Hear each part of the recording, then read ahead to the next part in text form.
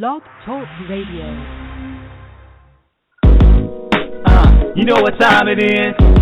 Time to hang out with Mr. Coop. With Mr. Coop I, with Mr. Coop I, with Mr. Coop I. Get the latest scoop from Mr. Coop I, from Mr. Coop I, from Mr. Coop I. Mr. Coop, with Mr. Coop I, with Mr. Coop I, with Mr. Get the latest scoop from Mr. Coop I, from Mr. Coop I.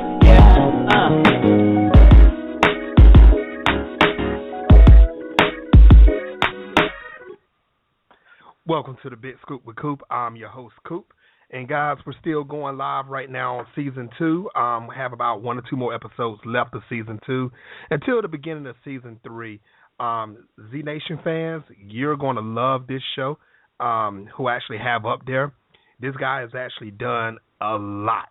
I mean, even beyond Z Nation. We're going to learn more about the character Doc and more. So, guys, ladies and gentlemen, I'm not going to even keep them waiting because this is a guest that I've been waiting for also. Ladies and gentlemen, the one, the only, Russell Hodgkinson. Welcome to the show.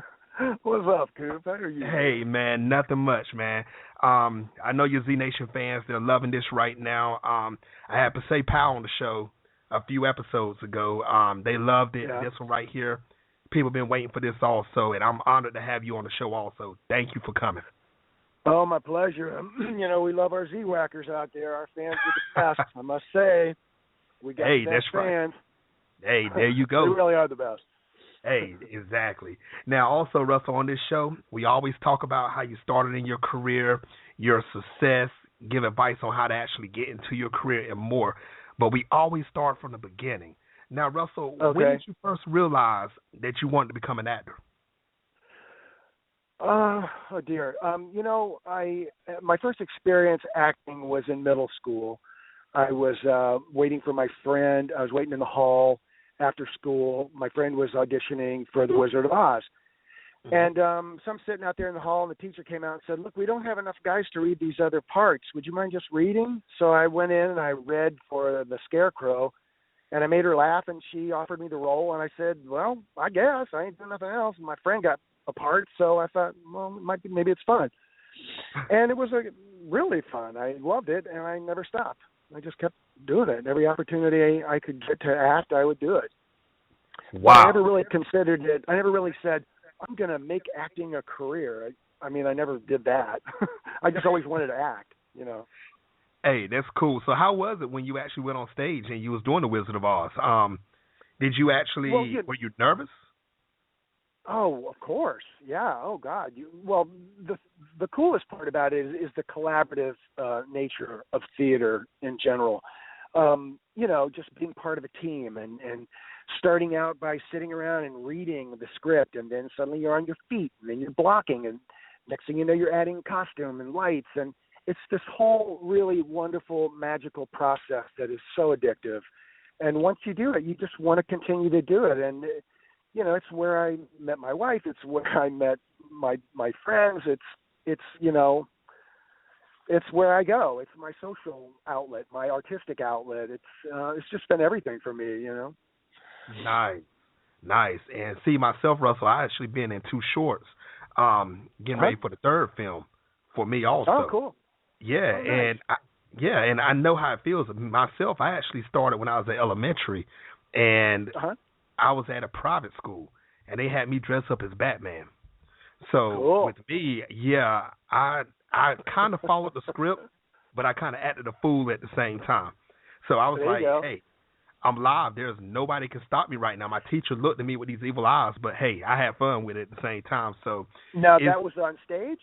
Yeah, it was on stage. Oh, wow. That's a bold move. I mean, you can kind of get away with that in film, you know, ad-libbing more, but, you know, on stage, typically, you know, you got to stick to the script, but it sounds like that was a kind of a free-flowing project there. Cool. But see, the crazy, it was fun, but the crazy part is you got bit by the bug, right? Yeah, I did. And see, the funny part is when I was dressed up as Batman, this was like a play about Jesus. And I was supposed to be running around the stage. I mean, they gave me a sign. You remember like the old school Batman shows where you had like the POW flash up on the screen and stuff? Yeah. Of course. I was holding a POW sign. I was holding a POW sign, and I went to Superman, and I POW'd him right in the face. And they were like, oh my, I didn't hit him, but I went right there in front of him, and I just had the crowd laughing. And, of course, I had to hear the mouth at the end, but it was all fun. I mean, how old were you? I was probably 8, 7. Nice. Yeah. Yeah. Yeah. Mm-hmm. Yeah. Beautiful.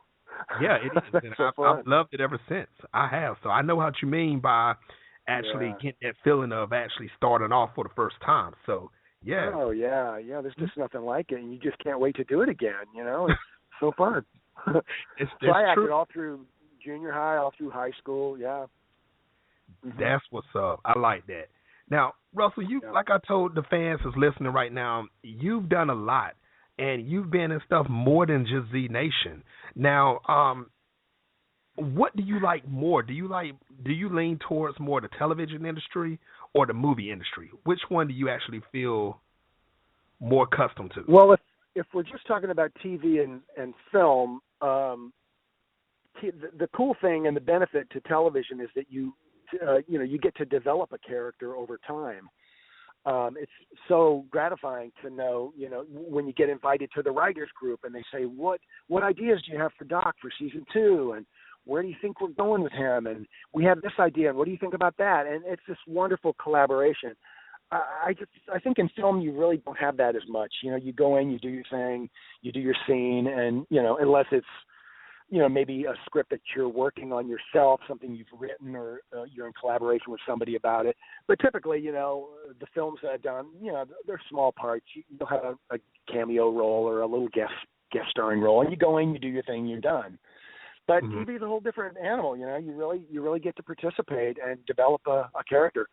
But if we're talking about just pure joy of acting, I mean, nothing is going to beat live theater. I mean, that's just where it's at, man. And any opportunity I get to do a play or a live theater, man, that's what I want to be doing.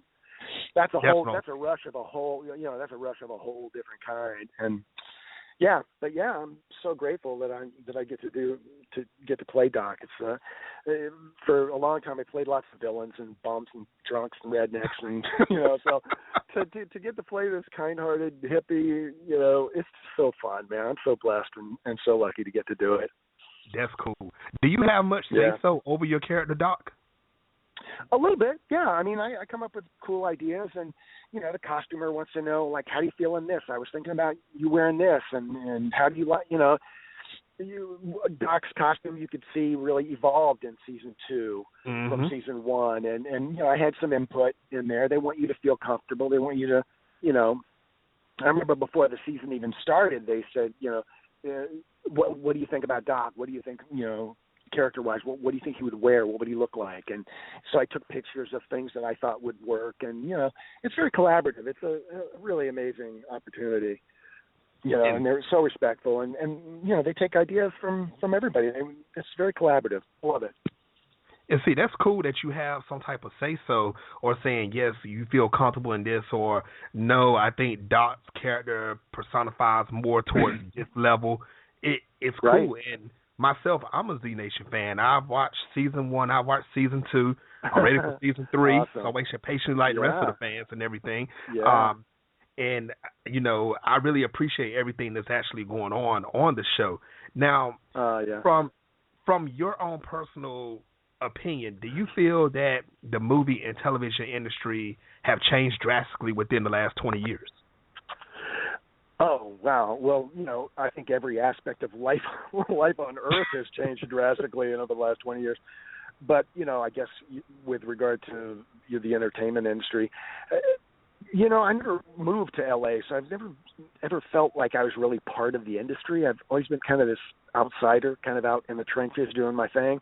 Right. But I guess if we had to, pick an influence or a change that has been pretty drastic, I guess that would be the reality shows that have kind of been cropping up over the last, I don't know, has it been 20 years? Probably, yeah.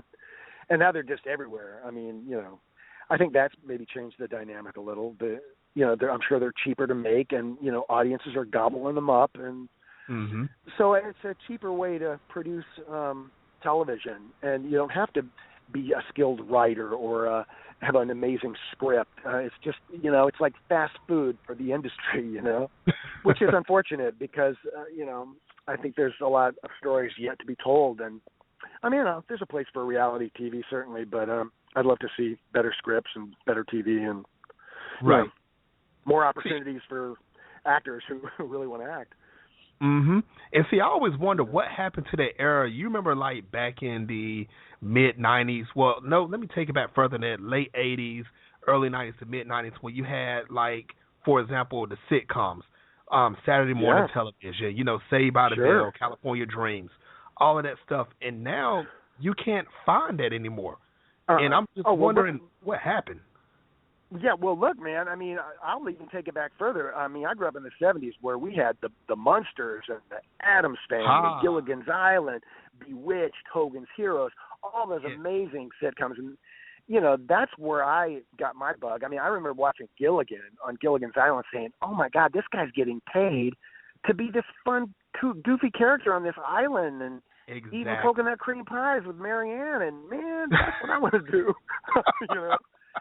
And, that whole thing really evolved back then into more political satire. Then Archie Bunker came along and All in the Family and then the Jeffersons. And then, so it's just been an evolution. I miss those old days. Thank God they have what is that station where you can watch the oldies on? I forget what it's called. Well, in North Carolina, one of those. We have one called Me TV. Yeah, you can watch old Andy Griffith and, any of those fun old sitcoms that you grew up with. Mm-hmm. So it's nice. I do love the idea that you can just kind of watch whatever you want to watch anymore, with on demand and, the different ways you can just avoid commercials and just watch exactly what you want. And that's pretty cool. Technology is pretty awesome. Do you think we will actually go back to those days? I mean, not to those days, but do you think we will have some type of similarity of that type of television again? No. No. I really don't. I think the days like the Munsters, I don't think that's – how could you ever, top that?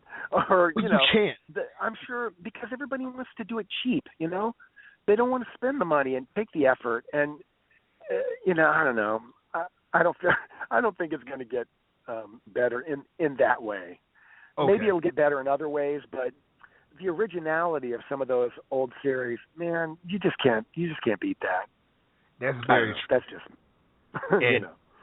and I'm a person. I'm a nostalgic person. So I hold on to that type of stuff. So I mean, don't get me wrong. There's a lot of shows that I watch today.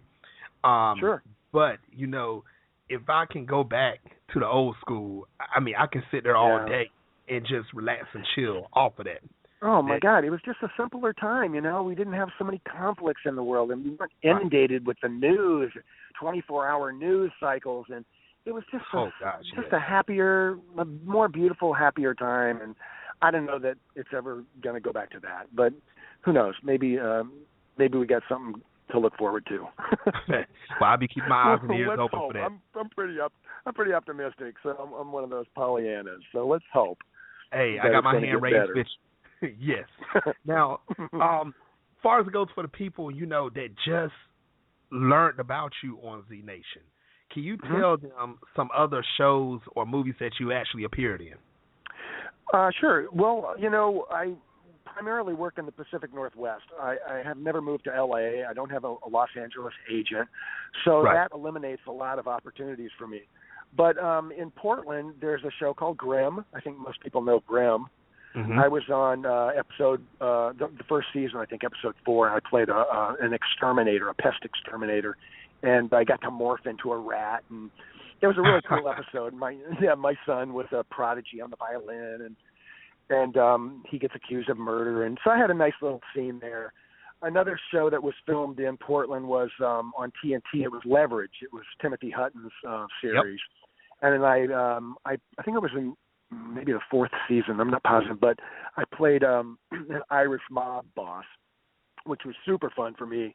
I had just done a play in Seattle where I had to do an Irish accent, so I kind of nailed the audition because I had my dialect already practiced, and it's totally fun. Yeah, I got to slick my hair back and wear a suit, which I never get to wear because they always just put me in rags or I'm always a bum or the drunk or look at my resume. It's, creepy man, bum number 2. I'm just like, But anyway, so it was cool. I got to dress up and be the boss man. It was awesome. So yeah, I did those 2 series. Before I moved to the Pacific Northwest, I lived in New Orleans, and I did a couple things there. I did an old Larry Hagman TV series called Orleans. I think it lasted maybe 1 season. I played a bird expert, kind of a geeky bird expert. And I did a film with Norman Reedus, an old film that he did. I think he was producing it. It was after one of his big hits. I forget. But it was called Tough Luck with Norman Reedus and Armand Assante. And I had a small part. I was like a maitre d' at a restaurant or something. But that's when a lot of the film industry was starting to to go that way, to go to New Orleans. And since I've moved, I moved my family. We all moved from New Orleans to Seattle around 2003. It was just shortly before Katrina hit. And now all the film work is just dumping into that area there. And I see lots of my old theater friends, in guest starring roles on major shows. I mean, in fact, I was just at the movies the other day and saw 2 of my friends in that movie, The Big Short, that's nominated for an Oscar. Yeah, two of my theater buddies are in that, and it was so great to see them. Small parts, but they're working, and it's always nice. That's cool right there. That's definitely cool. And I did. I'm trying to think what else I did that they might know. I did Miles Teller is a young man whose stars on the rise. He was the drummer in Whiplash. And he also did before that though, when he was just kind of starting out before he skyrocketed. He came up to Seattle and they did a film called 21 and Over, which is kind of like The Hangover but for college age kids. Okay. And so, he had the lead in that, and I played kind of I had this big Indian headpiece on, and I was like tripping on acid in my bathrobe, but I ended up being like a professor at the college or something. It was a crazy, weird role. The audition really consisted of just freestyle dancing, which, I'm a dancer from way back, I'm back in the disco days, so I just busted a move on him and they're like, let's use him. Use that guy. So anyway, that was fun. And now it's amazing to see, his career just took off, and he was a good kid, really super talented. So, those are a few things that I've done, and there's not a lot more. Other things I've done are just really little independent films that you might not have heard of. Okay. So, but I love working with young filmmakers, because they're so passionate, and they need actors. That's a great place for actors to start too. When if you don't have the resources, or maybe you don't want to live in LA, and you want to find out what it's like to be in a film. There's young filmmakers all over the country that are that got a script and they want to produce a short film, and they need actors, and you may not get any money, but just do it, for the experience. Right. You may get $100, or they may feed you and give you a credit, Mm-hmm.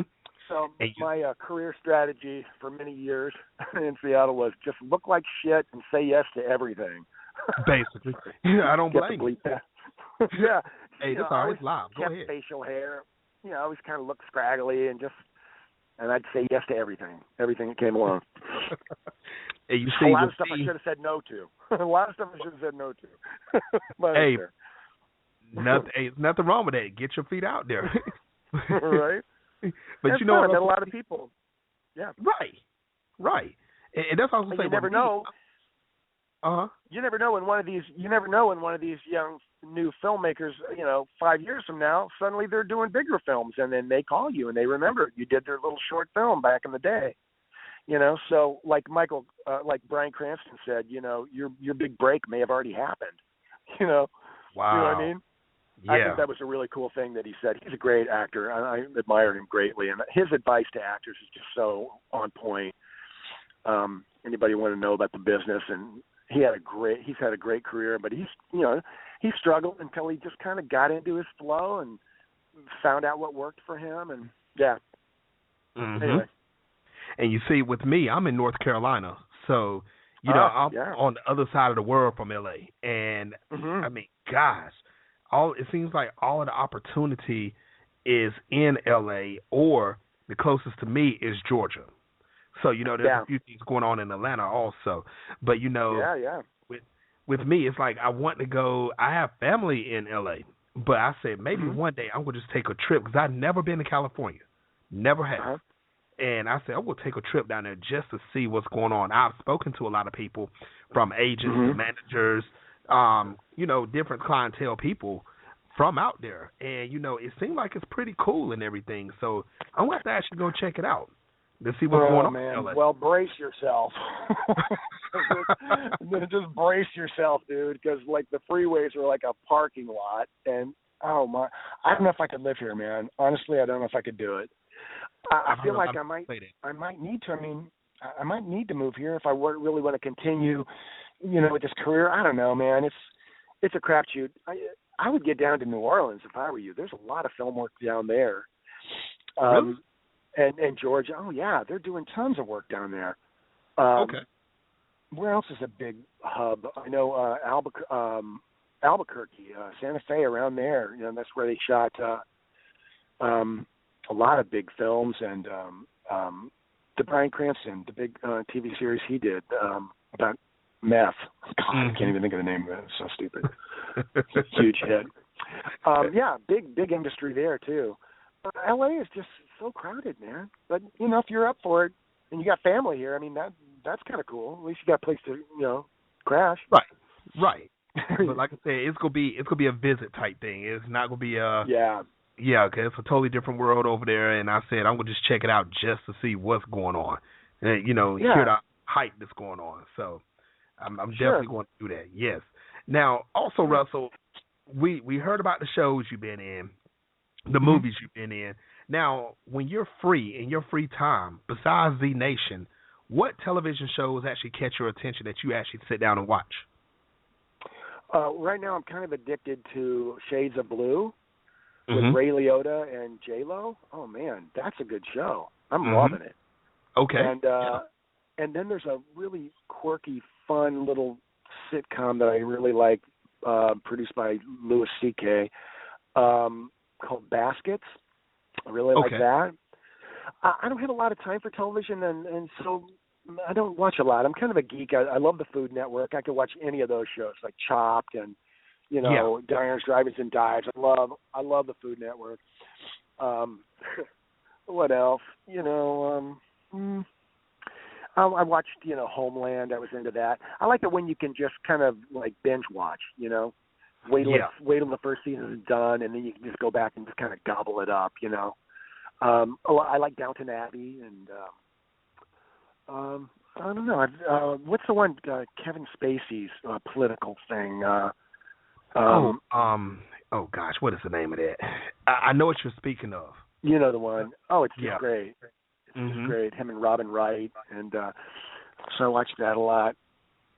I watched some TV, not a lot, but a little bit. Okay. So whereabouts in New Orleans are you? I spent about 5-6 years in New Orleans. I mean, I'm sorry, North Carolina. You said, right? Yes, North Carolina. Yeah. I was stationed there, Fort Bragg.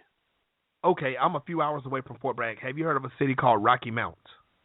Yeah, of course. Yeah, that's where I'm at. That's exactly where I'm at. Right on. Beautiful. I love North Carolina. Hey, thank you. Next time you're in the state, you have to hit me up. Yeah, I've been back. I spent about 5-6 years in the 82nd Airborne Division there. Wow. Doing theater at night and being a soldier in the daytime and doing theater at night. It was peacetime, so it was a beautiful time to just be able to do that. I mean, pretty cool. Right. Love North Carolina. Hey, next time, Russell, you're in North Carolina, make sure you hit me up so we can get up together. You know it. Yes, sir. Yes, sir. Now, what drove you to audition for Z Nation?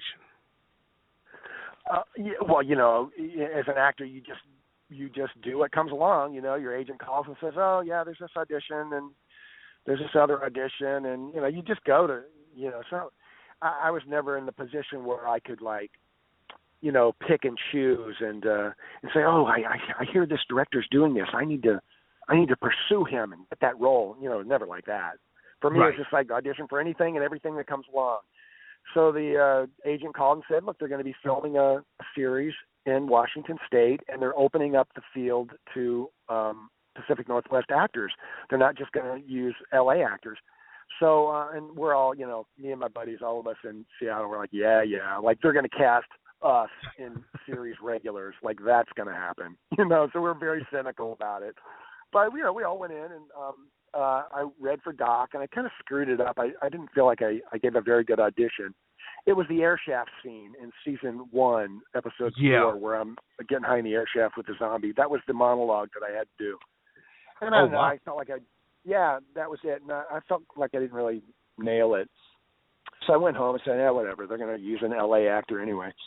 And then about, 2 weeks later, I got a call and from my agent, and they said, look, they want to see you again. Put yourself on tape again.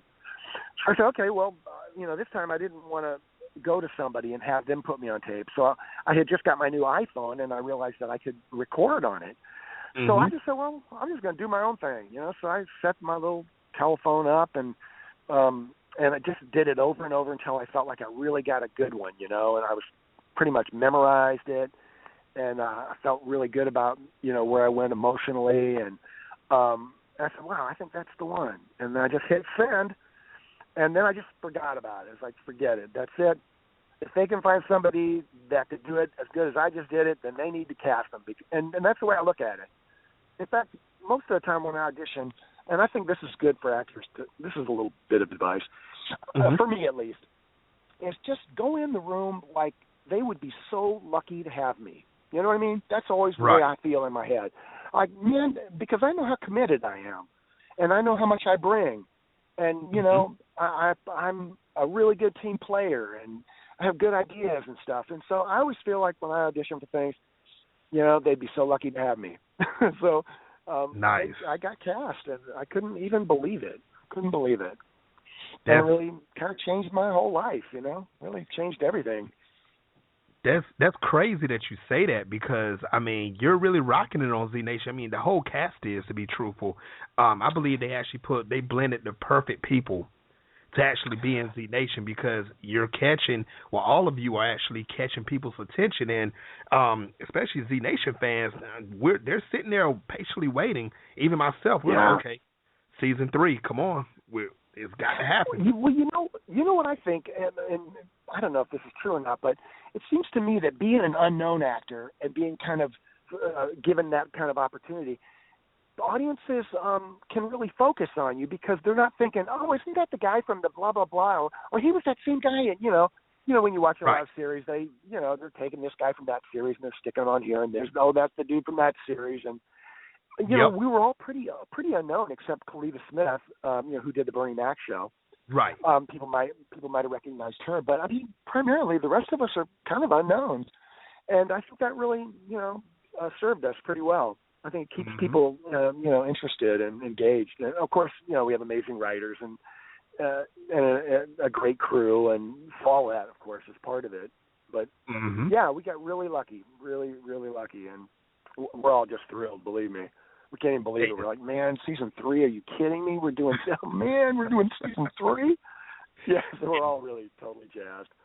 And that's the crazy part, because when I was talking to Pasay Powell on the show for a couple of episodes ago, I asked her the same question, and she was psyched about it. And when she actually found out she actually received a part up there, it kind of did a change of her life also.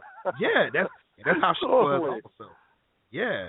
It's just like, what? Are you kidding me? Yeah, it's a pretty amazing opportunity. They're making this television series on a shoestring budget. Nobody's making big bucks on this. It's really low budget, and so there's kind of a charm in that. We don't have the huge big special effects.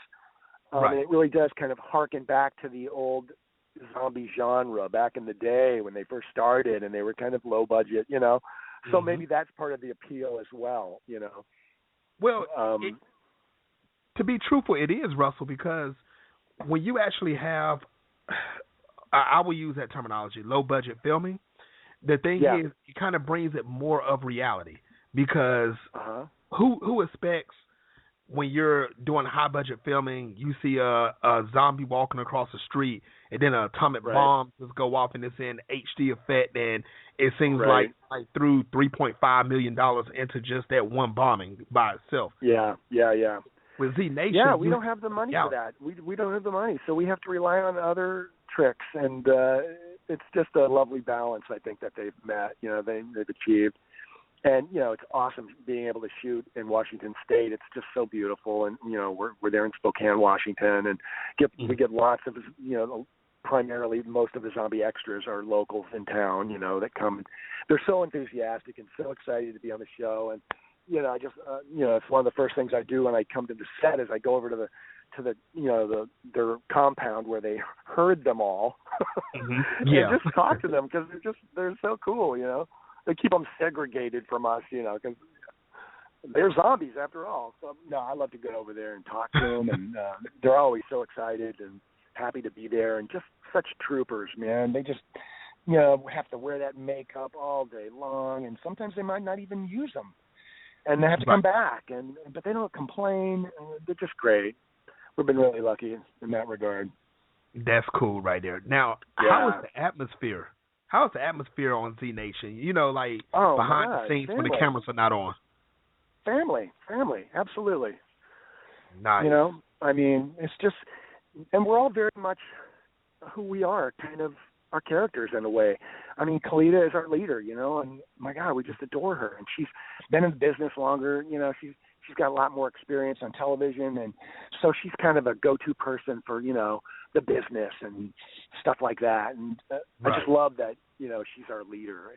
And then, Murphy, he's an old theater guy just like me, so we connected immediately, from doing years and years of theater. And he's just funny, and I just love hanging out with him. He's like my best bud, And then, 10K's like everybody's little brother, we're just kind of looking out for him. And, good old I remember he showed up. Yeah, he showed up on set, and he's this little blonde kid right out of high school. And I guess he looked a little too much like Michael Welch, who plays Mac. Yeah. So they're like, we're going to do something with this kid. So he disappears into the makeup trailer and then comes out with that black spiked hair and this outfit, and an action hero was born, man. It was amazing, an amazing transformation, and he's a great kid. Really, good parents, raised him right. Mm-hmm. Really, really super kid, and he's really handling all this newfound celebrity, really well. Right. That's good. Addie's adorable. It's just all of them. It's such there's like your family, really, like your family, and great, good writers. The crew.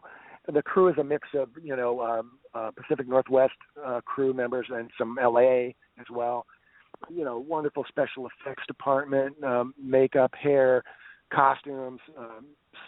Our stunt guy is amazing. He's a stunt coordinator, Right. Every aspect. We try to get together and do things together, and, it couldn't be any better. And the cool part for me is, on the weekends I can go home. I just drive to Seattle and I can see my wife and my family. Mm-hmm. So that's a bonus for me. It's 4 hours, but that ain't nothing. I can fly if I want to splurge. Right. But it's a dream come true job for sure. Yeah. That's cool. Make sure you tell the whole cast I said hello. Next time you get all together, make sure you do that. Big shout out. Why don't you come out, man? Why don't you come out? I would love to. Hey, why not? Dude. Why not? Yeah. I may actually take you up on it all. Yeah. Yeah, we'll put you on there, I'm sure. We'll pull some strings. Hey, that's Doc cool. will pull some strings. My wife got to be a zombie, Really? She got to be a zombie extra. Yeah, they gave her a nice little close-up. Nice. Yeah, it's cool. Yeah. We're going to talk about that one. Yeah. Okay. Definitely. That's cool. Now, far as it goes, you said the atmosphere is great out there, behind when the camera is off and everything. Can you think of one memorable thing that actually happened, when behind the scenes, when the camera off, that actually made you laugh, or something that you'll never forget that happened, where Z Nation fans could never see that happen with the camera off? Oh dear, let me think. Oh, a lot of the funny stuff is on our gag reel. So at the end of the DVD, if you go ahead and order the DVD, at the end of the DVD is the gag reel. So you'll see all those moments, a lot of them. So I don't want to spoil any of those moments for you and your viewers. But I think one thing that's kind of fun is that a lot of the zombie extras that show up, they don't want to take their makeup off before they leave the set. So it's not unheard of or uncommon to, pull up to a red light and see a zombie in the car next to you, or walking down the street, because they like to they like to just walk home with it, and freak people out. So it's kind of fun, I know Carl Schaefer, our showrunner, was leaving the set one day, and he saw this. I guess he saw this zombie hitchhiking or something. So he pulled over to pick him up, and the guy said, "Oh no, not you, Carl. I want somebody else." You already know what the deal is. So the guy was having a ball hitchhiking home as a zombie. That's crazy. Now, if I would have saw that and I was in L.A., I'm not sure if I would have just pulled over and laughed, or would I would have just sat there and off for the whole time. Right? I really wouldn't know which way to go on that one. Yes. Yeah. Now, I got to bring this up, Russell. The big elephant in the room. I brought up Pase. Pase told me personally to ask you about this. So, tell everybody about how Z-Weed was originated. Oh, dear. Well, that was actually my idea that I came up with one morning having coffee with my wife. I just picked up a truckload of compost for the garden, and I had just done a film called Starleaf, a little independent film about a secret grove of extraterrestrial marijuana called Starleaf, and it was and it helped soldiers with PTSD, and it's a lovely, wonderful, fun sci-fi horror independent film that I think you could probably find if you looked for it. Okay. And so that was in my mind, the idea of the Starleaf, and so we were thinking about, Doc has that moment smoking weed, in the air shaft. So I thought, well, what if Doc came up with some weed called Z-weed, and we use dead zombies as compost to grow the plant. And so that's really all I came up with. They put the rest of it together, but I pitched it to the writers because I was invited down to L.A. to the writers group. And so while I was there, I pitched the idea of Z-weed and dead zombies as compost, and maybe when the zombies get high, it affects them. Maybe they get a little bit of consciousness comes back, or who knows what happens to them. But so they loved the idea and took their ball and ran with it. And so that's very cool. I mean, that's a really good example of how, our input is valued, and they really care about our ideas. And, it's really exciting. So, I went and made Z-Weed T-shirts, and I've been selling them at the Comic-Cons I get to go to. That's the other cool perk about being on this series is I get to do these Comic-Cons, which I didn't even know what they were before Z-Nation. But you get to go to these conventions, and the fans come, and you get to meet them and take pictures and stuff. It's really cool. So I've been selling Z-Weed T-shirts. Nice. all over the globe, man. I tell you, we got cool. A huge following in other countries. It's a lot of us got to go to Germany and Italy to Comic-Cons, and it's just amazing opportunity. Man, you can't beat it. You're like you said, there's a lot of us actually been on the show. Yeah, we're going to be doing a lot of the Walker Stalkers this year, Dallas and Nashville, Denver. There's one in Lexington, Kentucky. I mean, these Comic-Cons are everywhere.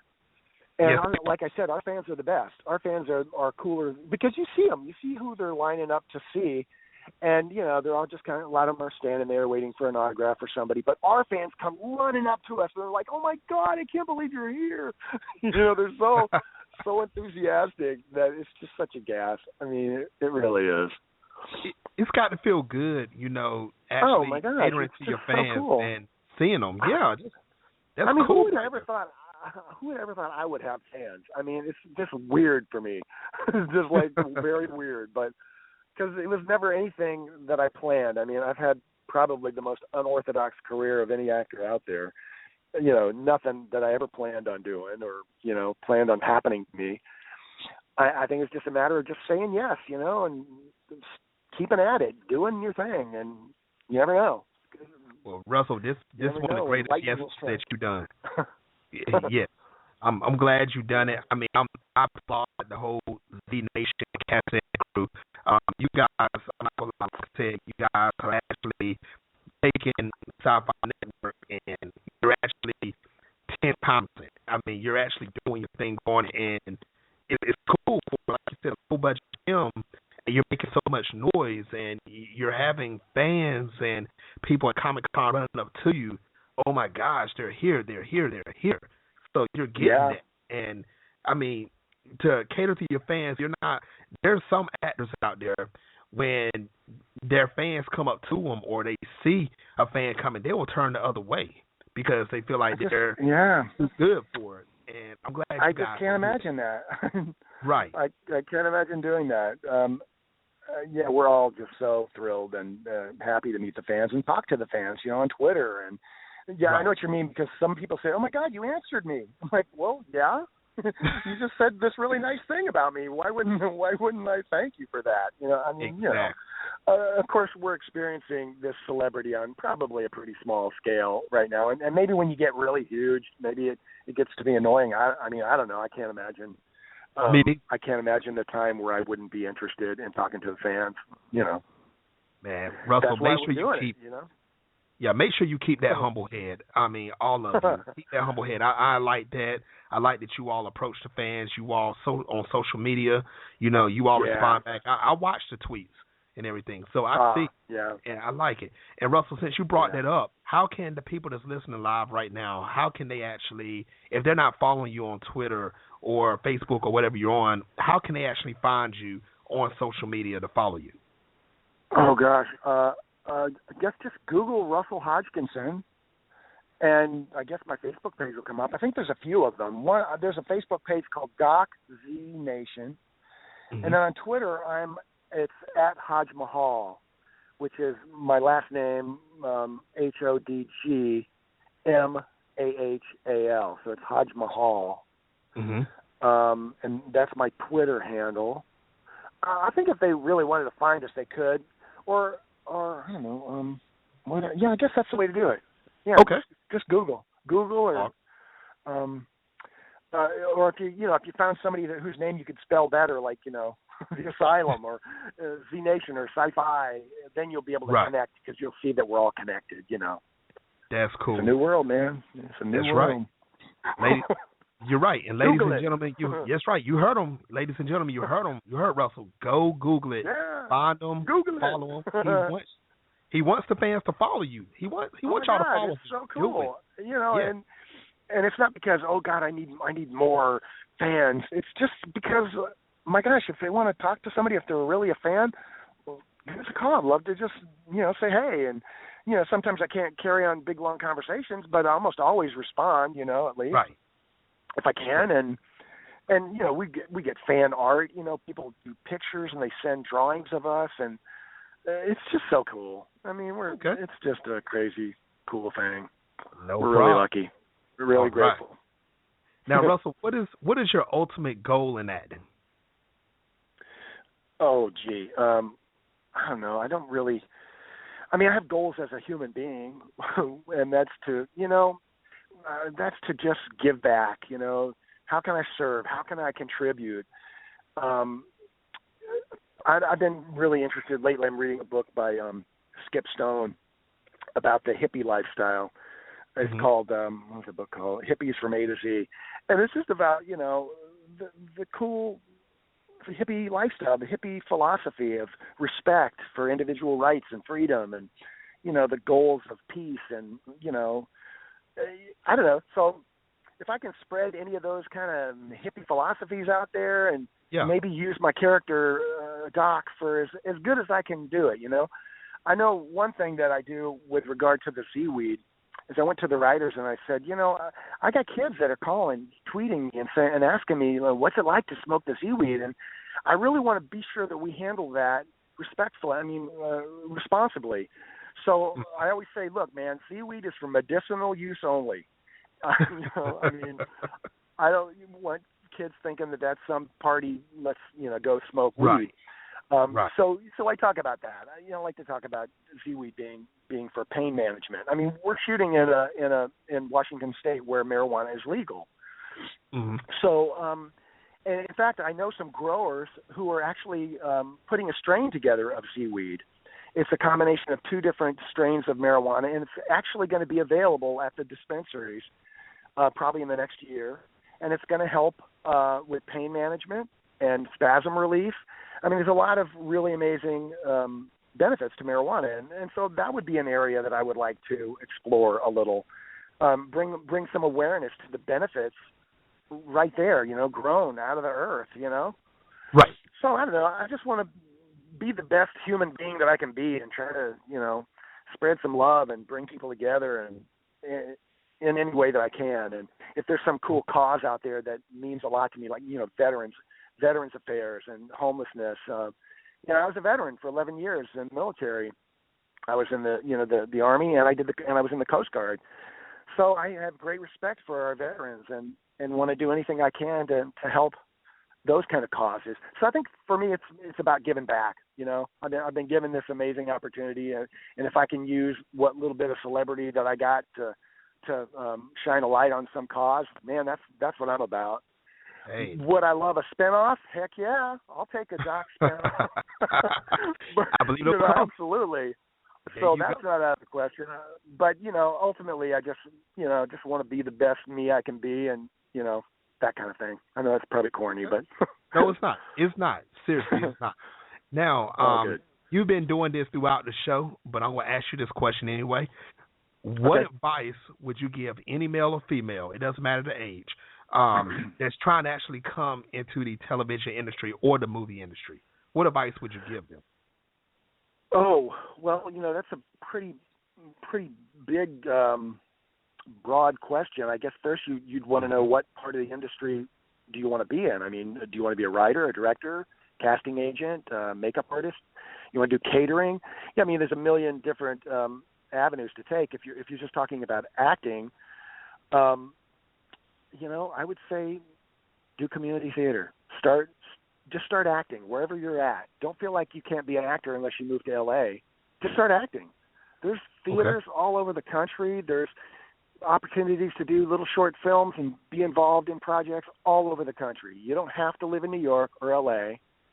And just do your thing, man, and follow your passion, because life's short. Life is short. So do what you love. True. I guess that's all I could say. Hey, that's cool. That's a good start. Because I'm really not. Yeah, I think. Yeah. I wish I had some great magic answer that's gonna help. No, but it's just follow your heart, man. Follow your heart. Go with the flow.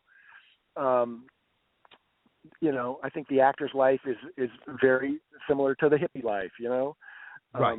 Love everybody and go with the flow and be a good team player and don't judge people and I don't know. I think it's a good philosophy and and for actors, we got to be able to play those dark roles and be okay with that. For a while I remember thinking, gosh, I don't want to play this guy. He's like I got to play Bob Ewell in To Kill a Mockingbird. Just a vile, horrible character. And I had to make my peace with that as an actor. To embrace him and say, how did he get that way? What's his backstory? So it's a journey, man. It's a journey just like life. And right. So just be kind to one another and do what you love, Well, Russell, I want to say thank you. Continue the great work. Z Nation Cast, if you're listening to the show right now, congratulations to all of you guys. You all are rocking the show. Everybody's ready for season 3 to come out, so we will actually have our eyes on you. Russell, I want to say thank you again for coming on the show. I hope to see you on the show again in the future. Thanks, Coop. My pleasure. And to all those Z-Whackers out there, thanks for watching. We love you guys, and I think you're going to really be excited about season 3. That's what I'm talking about. Thank you again, Russell, for coming on the show. You have a great day. Thank you for taking your time to come up here. And everybody, once again, that's listening, make sure you tell your family and friends we were live. You can actually, if you couldn't catch it live, make sure you go to my website, www.thebigscoopwithcoop.com. You can actually hear this show there, iTunes, TuneIn Radio, Blog Talk. You can hear it everywhere. Just Google the show, just like Russell said. Peace, everybody. All right.